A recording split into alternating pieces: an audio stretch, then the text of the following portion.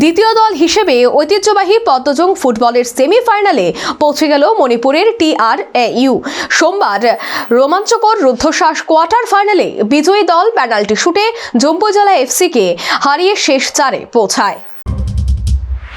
General Padmajung Memorial আমন্ত্রণমূলক football প্রতিযোগিতার অষ্টম দিনে আসরের দ্বিতীয় কোয়ার্টার ফাইনালে রোমাঞ্চকর লড়াইয়ের সাক্ষী থাকল ফুটবল প্রেমিকরা।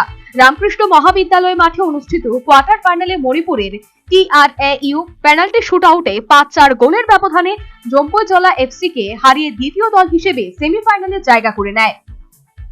হাই ভোল্টেজ ম্যাচের শুরু থেকেই দু দলই আক্রমণাত্মক ফুটবল উপহার দেয়। প্রথমার্ধে জম্পুজলা একটি নিশ্চিত সুযোগ পেয়েও গোল করতে ব্যর্থ হয়। শক্তিশালী শট ক্রসবারে লেগে ফিরে আসে।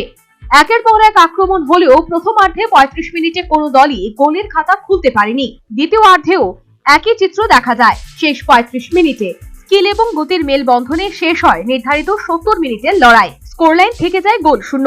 অতিরিক্ত সময়ের দুই পর্বেও বদলায়নি ম্যাচের চিত্র। ম্যাচ গড়ায় পেনাল্টি শুটে। সেখানে ঠান্ডা মাথায় পরিচয় দেয় মণিপুরের TRAU।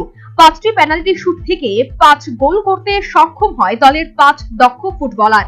অন্যদিকে জম্পুজলা এফসি 4টি গোল করে। ফলে 5-4 গোলের ব্যবধানে জয়লাভ করে দ্বিতীয় দল হিসাবে আসরের শেষ চারে পৌঁছে যায় মণিপুর দলটি। ম্যাচটিতে বিজয়ী দলের একাধিক গুরুত্বপূর্ণ গোল সেভ করে দলের জয়ে বড় ভূমিকা নেন TRAU এর গোলরক্ষক স্বপন। তার অনবদ্য পারফরম্যান্সের জন্য দিনের সেরা নির্বাচিত হয়েছেন তিনি। এদিকে এই জয়ের সুবাদে সেমিফাইনালে মণিপুরের TRAU মুখোমুখি হবে ত্রিপুরা পুলিশের।